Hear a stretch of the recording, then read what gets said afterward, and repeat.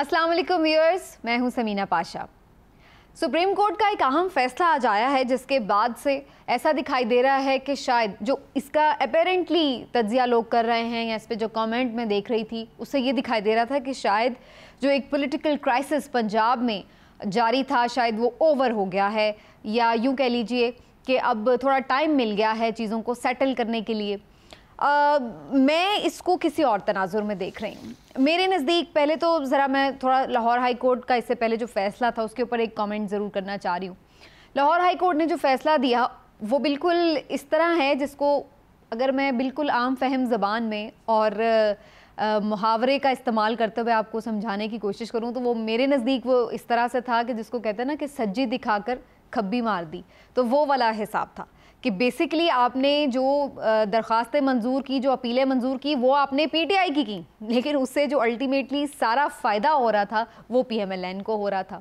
यानी आप एक जानिब ये भी कह रहे थे कि वज़ीर आला का इंतखाब जो है वो कानूनी तौर पर नहीं हुआ, लेकिन वो वज़ीर आला रहेंगे कल तक भी, और फिर कल आप उनकी जो इलेक्शन हुआ था उसकी रिकाउंटिंग कर लीजिए। वो जो 25 अरकान थे जिनको बाद में डी सीट कर दिया गया, आप वो वोट माइनस कर दें और उसके बाद जनाब बाकी के जो वोट हैं वो काउंट कर लें जिसके ज़्यादा हों। तो मतलब जाहिर है, अंडरस्टैंडेबल सी बात है कि जो 25 अरकान डी सीट हुए वो तो सारे पीटीआई के थे।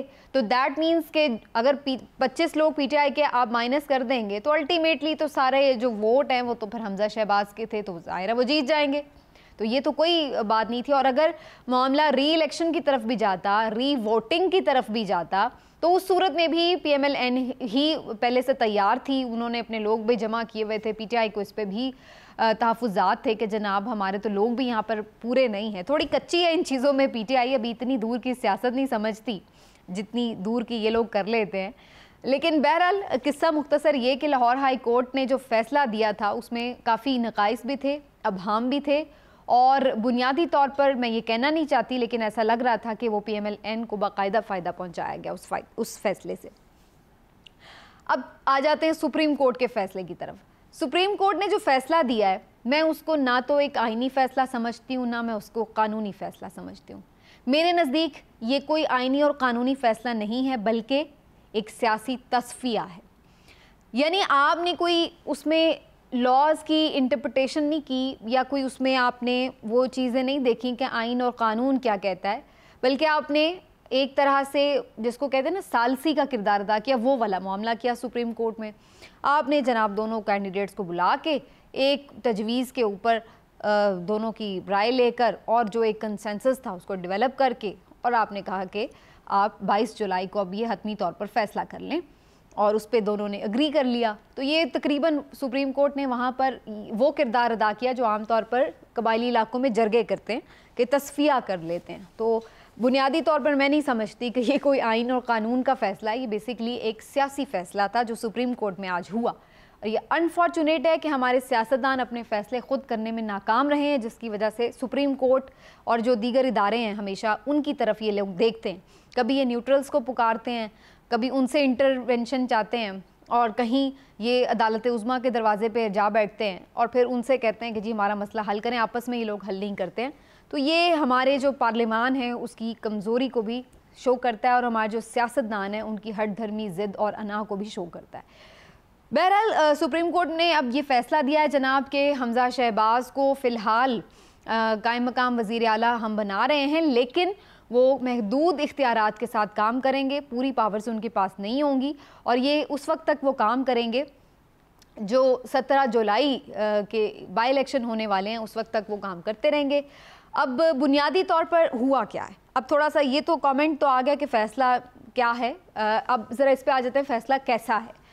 फ़ैसला कैसा है ये, एक लिहाज से लोग ये कह रहे हैं कि जनाब ये अच्छा फ़ैसला है क्योंकि इससे जो एक क्राइसिस की सिचुएशन थी, एक खींचातानी जो चल रही थी, वो उसको नहीं मान रहा, वो उसको नहीं मान रहा, वो स्पीकर को नहीं मान रहा, वो डिप्टी स्पीकर को नहीं मान रहा, वो इलेक्शन का कलअदम करार दे रहा है, वो गवर्नर को नहीं मान रहा, वो हलफ को नहीं मान रहा, वो उसके इक़दामात को नहीं मान रहा। तो एक खिचड़ी पकी हुई थी। वो असम्बली में इजलास कर रहा है, वो होटल में इजलास कर रहा है, वो ईवान इकबाल में इजलास कर रहा है।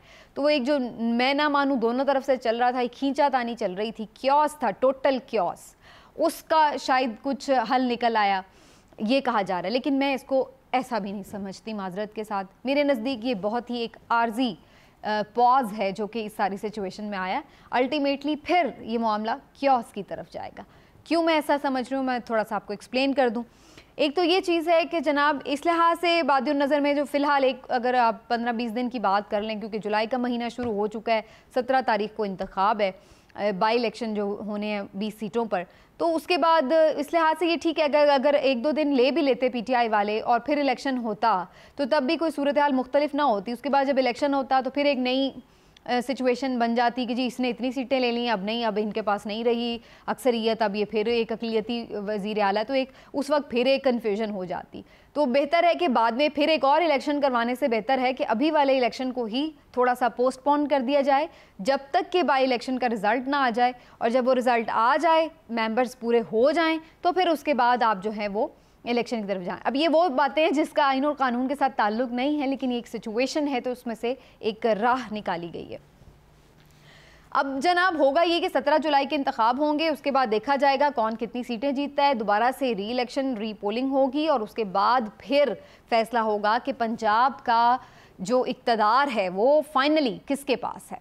अब आ जाते हैं कि क्या मैं ये क्यों कह रही हूँ कि ये एक आर्जी किस्म का हल है। वो इसलिए कि लेट सपोज़ कि अगर हम ये मान लें PMLN सारी ये सीटें जीत लेती है या मेजॉरिटी ऑफ सीट्स जीत लेती है और उनके पास एक आ जाती है मेजॉरिटी, और वज़ीर आला हमज़ा शहबाज जो हैं वो दोबारा से इलेक्ट हो जाते हैं, तो ऐसी सूरत में क्या होगा, फिर पीटीआई के मसले मसाइल अपनी जगह पे जारी रहेंगे, क्योंकि पीटीआई को ये सूट करता है कि क्राइसिस रहे सिचुएशन में पीटीआई ये चाहेगी कि जो ये इंस्टेबिलिटी है इसको मुकम्मल तौर पर ख़त्म होकर नए इलेक्शन की तरफ जाना चाहिए, जो कि वो एक अपना एक उनका पॉलिटिकल स्टांस है, वो उसको बार बार एक्सप्लेन भी कर चुके हैं।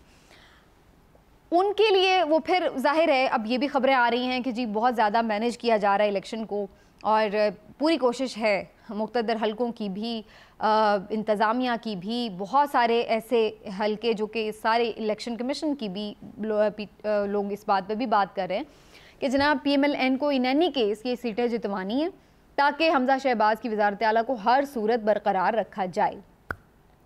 अब उसके लिए अगर ये PMLN जीत जाती है सीटें तो जाहिर है पीटीआई यही बात को लेकर के फिर क्वेश्चन करती रहेगी और फिर एक हम सिचुएशन देखते रहेंगे कि वो इस चीज़ को एक्सेप्ट नहीं करेगी कि यहाँ पर जो इंतखाब हुआ है वो सही था, और उस सूरत में फिर जाहिर है कि दोबारा फिर वज़ारत आला का जो इंतखाब होगा वो फिर से एक क्वेश्चनेबल हो जाएगा। तो यहाँ पर भी ये मसला हल नहीं होगा। अब आ जाइए कि अगर पीटीआई इन एनी केस ये सीटें जीत लेती है, जिसके अभी तक पीटीआई को ऐसा लगता है कि जिस तरह से मैनेज करने की कोशिश हो रही है तो उसमें काफ़ी मुश्किल है कि उन्हें स्पेस दी जाए, लेकिन अगर पीटीआई ये सीटें जीत लेती है और मेजॉरिटी ऑफ सीट्स जीत लेती है, जो कि मुख्तलिफ सर्वेज़ और इलेक्शन की अगर हम जाके जनरली एक सर्वे करें, लोगों से बातचीत करें, तो उससे हमें अंदाज़ा हो रहा है कि इस हुकूमत के ख़िलाफ़ लोगों के जज्बात इस वक्त बहुत ज़्यादा भड़के हुए हैं।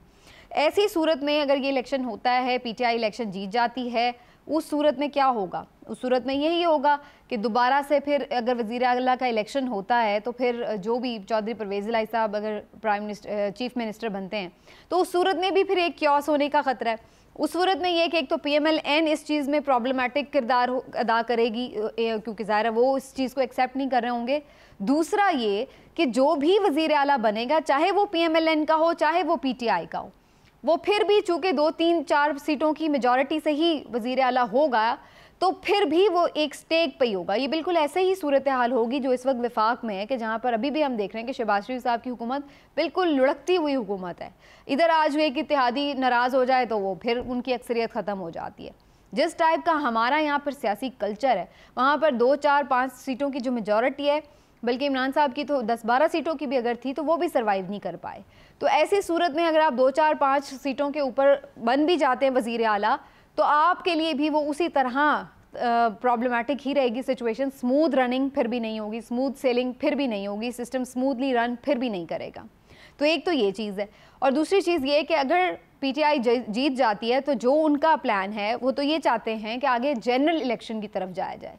तो उस सूरत में फिर वो पंजाब असम्बली और खैबर पख्तूनख्वा असम्बली को क्या डिज़ोल्व करने की तरफ जाएंगे, उनको वो अपने लिए कैसे यूज़ करेंगे, ये फिर एक बहुत बड़ी सिचुएशन और सियासी हिकमत अमली होगी उनकी कि दो अहम सूबों की वजारत आला पूरी एडमिनिस्ट्रेशन उनके अंडर होगी, तो फिर वो उसको ले करके कैसे अपने बिग प्लान की तरफ चीज़ों को ले करके जाएंगे। और क्या वो हल्के जिन्होंने इन्हें बाहर किया इक़्तिदार से, इतनी आसानी से दो सूबों की उनको हाथ में डोरें देकर उनको वापस अपनी मन मर्जी के मुताबिक सब कुछ करने की सिचुएशन की तरफ अलाउ करेंगे या नहीं, ये एक बहुत बड़ा क्वेश्चन है जिसका फ़िलहाल हमें जो समझ में नहीं आ रहा आंसर।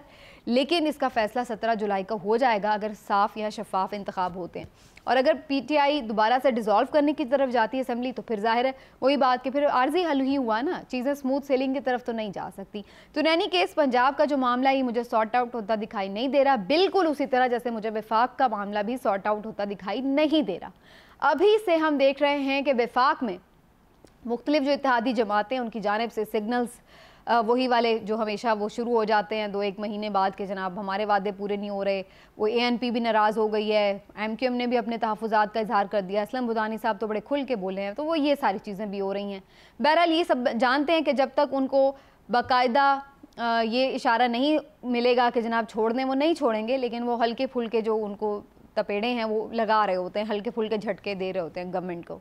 तो वो झटके दे रहे हैं, शहबाज शरीफ साहब इन्हीं बातों में उलझे हुए हैं कि जनाब मैं अब इसको मना लूँ। पहले वो हमजा वो क्या जरदारी साहब को लेकर बैठे हुए थे ज़ोराने पर, फिर बाद में ANP का वफ्द आ गया, उनको मनाया, उनकी तरले मिन्नतें की।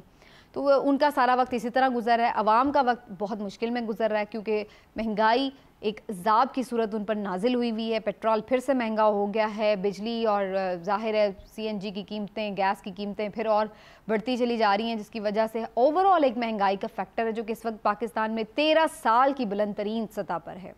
अब देखना यह है कि इमरान खान साहब ये जो आवाम के हुकूमत मुखालिफ जज्बात हैं, जो इस वक्त उनके सेंटिमेंट्स हैं, उनको किस तरह से चैनलाइज करके अपने मकसद के लिए इस्तेमाल कर सकते हैं या नहीं, किस तरह से वो आवाम को अपने साथ मोबिलाइज़ करेंगे, जो कि आवाम ऑलरेडी उनके साथ मोबिलाइज है। हम देख रहे हैं जब भी वो कॉल दे रहे हैं लोग निकल रहे हैं, प्रॉब्लम्स भी हैं फिर भी लोग निकल रहे हैं, अगर उन्हें रोका भी जा रहा है फिर भी लोग निकलते हैं और उनकी कॉल पर लबैक कहते हैं। अब परेड ग्राउंड का जो अहम जलसा है ये बड़ा इम्पॉर्टेंट है। ये देखना होगा कि परेड ग्राउंड के जलसे में इमरान खान साहब की स्ट्रैटेजी बड़ी दिलचस्प भी है और बड़ी इस वक्त मौसर भी नज़र आ रही है। आप ये देख रहे हैं कि मुसलसल एक हफ़्ते में वो एक आध बार प्रेस कॉन्फ्रेंस और कौम से खिताब करते हैं, इसके साथ साथ वो मुख्तलिफ सेशंस, सिम्पोजियम्स और इसके साथ सेमिनार्स में जाते हैं और वहाँ पर रजीम चेंज ऑपरेशन के जिस तरह से बखिए उधड़ रहे हैं वो भी आप सब देख रहे हैं। और इसके साथ साथ वो एक आध जलसा भी कर रहे हैं जिसमें लोगों को मोबिलाइज़ भी रखे हुए हैं। और एक जो बड़ी एक नई चीज़ उन्होंने इंट्रोड्यूस करवाई है वो ये है कि जनाब जलसा वो एक जगह करते हैं लेकिन जलसा पूरे पाकिस्तान में होता है, क्योंकि इमरान खान साहब जब परेड ग्राउंड में जलसा करने के लिए आएंगे वहाँ तो वो बजाते खुद पहुँचेंगे और बल्कि रैली की सूरत में पहुँचेंगे। पिंडी से वो क़यादत शुरू करेंगे और परेड ग्राउंड तक पहुँचेंगे रैली की सूरत में। और वहाँ पर अब आप मंजर देखिए कि वहाँ से वो चल के वहाँ तक आएंगे, लोगों का जमे गफीर होगा, उसका एक इम्पैक्ट होगा। और जब वो परेड ग्राउंड पहुँचेंगे वहाँ पे वो स्पीच करेंगे, लेकिन पाकिस्तान के मुख्तलिफ शहरों में, तमाम बड़े शहरों में तकरीबन बड़ी स्क्रीन्स के ज़रिए हर जगह जलसा हो रहा होगा। लोग उनके जलसों में स्क्रीन्स पर खिताब सुनने के लिए आ रहे हैं। बल्कि अगर मैं ये कहूँ तो गलत ना होगा कि इस वक्त जो बाकी जमातों की मकबूलियत है उसमें शायद पर्सनली ख़ुद भी लीडर आ जाए तो उतने लोग नहीं होते जहाँ पे वहाँ पे सिर्फ स्क्रीन पे लोग देखने इमरान खान साहब को आ जाते हैं। तो ऐसी सूरत में जब हर जगह जलसा हो रहा होगा तो ऑब्वियसली उसका एक इम्पैक्ट है। अब मैं ये सवाल कर रही हूँ कि लोग तो बार बार निकल कर इस बात का अज़्म जाहिर कर रहे हैं, सर्वेज़ में बता रहे हैं, गैलप सर्वे में भी पिछले दिनों आ गया है कि 70% लोग चाहते हैं इलेक्शन हो जाएं, इलेक्शन ही वाहिद हल है। सुप्रीम कोर्ट ने समाअत में इस बात को कहा कि जनाब जब कोई आपके पास सोल्यूशंस नहीं निकलते तो फिर आवाम के पास जाना बेहतरीन हल होता है। वैसे इस पर माजरत के साथ सुप्रीम कोर्ट से भी ये सवाल बनता है कि इमरान खान साहब ने भी तो फिर 9 अप्रैल को यही किया था, उन्होंने भी तो असम्बलीज डिज़ोल्व करके अवाम की तरफ जाने की बात की थी। तब तो बीच में आइन और कानून और पेचीदगियाँ और नज़रिया ज़रूरत के दफनाने की बातें हो गई। आज भी तो आपने एक सियासी तस्फिया किया। अगर आप उस वक्त एक सियासी तस्फिया कर देते तो जो 2, 2.5, 3 महीने में मुल्क का हाल हो गया है कम अज़ कम वो तो ना होता। जो सिचुएशन आज गरीबों पर आफत बन के टूट पड़ी है वो तो नहीं सिचुएशन होती। डिस्टेबलाइज हम इस तरह तो नहीं होते जिस तरह से आज हमारे मुल्क में हम ये देख रहे हैं कि क्या हालत है। हमारे जो दोस्त हैं वो हमें मुँह लगाना पसंद नहीं कर रहे, कम अज़ कम हमारी कोई इज़्ज़त नफ्स किसी हद तक तो बहाल रहती। तो ये जो चीज़ें हैं, आज जब आपको ज़रूरत पड़ रही है तस्फिया कराने की तो आप कर रहे हैं, लेकिन उस वक्त आपने तस्फिया कराना मुनासिब ना समझा। अगर उस वक्त तस्फिया हो जाता तो कम से कम इतना डिज़ास्टर्स सिचुएशन ना होती। लेकिन बहरहाल बात यह है कि इमरान खान साहब आज सुप्रीम कोर्ट भी अगर इस बात को रियलाइज़ कर रही है कि जब कोई मसले का हल ना हो, सिचुएशन इतनी अनसर्टेनिटी में रहे, तो फिर आवाम की तरफ जाना ही बेस्ट सोल्यूशन है। तो फिर इस बात को भी अंडरस्टैंड करना पड़ेगा कि अब हर तरफ से आवाज़ आ रही है, लोग बार बार निकल के जब ये बात कर रहे हैं, तो फिर कब तक पाकिस्तान की रियासत इस बात में अटकी रहेगी। इस बात की तरफ आपको अल्टीमेटली जाना होगा। इसमें सबकी बका है, इदारों की साख और इज़्ज़त की भी बहाली है, इसी में सियासी जमातों की भी फेस सेविंग है, और इसी में आवाम की भी खुशहाली का राज मुज़मिर है। इस चीज़ को जितनी जल्दी अंडरस्टैंड किया जाए उतना ही ज़्यादा मुल्क की मफाद में बेहतर होगा। आज के व्लॉग से नाज़रीन इतना ही। इंशाल्लाह कल फिर आपसे बात करेंगे और कुछ बात करेंगे परेड ग्राउंड में होने वाले जलसे के हवाले से। हमारे साथ रहिएगा।